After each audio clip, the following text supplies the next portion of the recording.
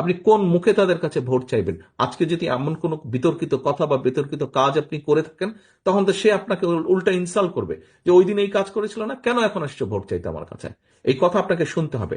আমাদের পক্ষে সম্ভব না। আমরা বিশ্বাস করি না দামি নির্বাচনে, আমরা বিশ্বাস করি না নিশিরাতের নির্বাচনে, আমরা বিশ্বাস করি না ব্যালট চুরির নির্বাচনে।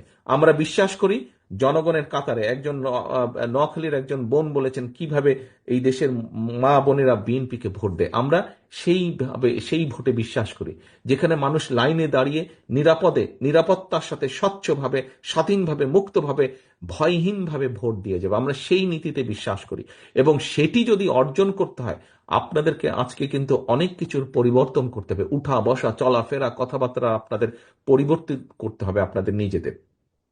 বারে বারে আমি বলছি, জনগণকে সাথে রাখুন, জনগণের সঙ্গে রাখুন। সহকর্মীবৃন্দ, আপনি ক্ষমতায় যাবেন না।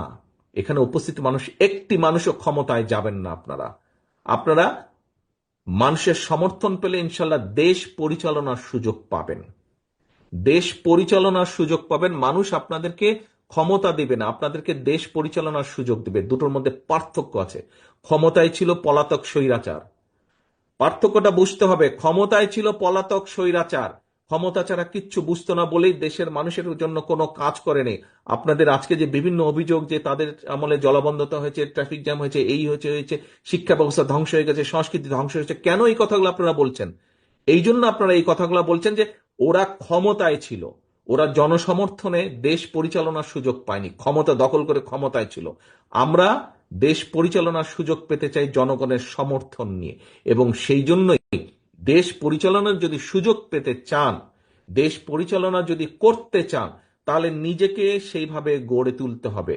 নিজের প্রতি মানুষের সেই সমর্থন, আস্থা অর্জন করতে হবে। সহকর্মীবৃন্দ, আস্থা অর্জন করতে হলে নিজেকে ধীর করতে হবে, নিজের মধ্যে উপলব্ধি আনতে হবে, নিজের পার্সোনালিটি চেঞ্জ করতে হবে, কথাবার্তা, চলন বলন চেঞ্জ করতে হবে।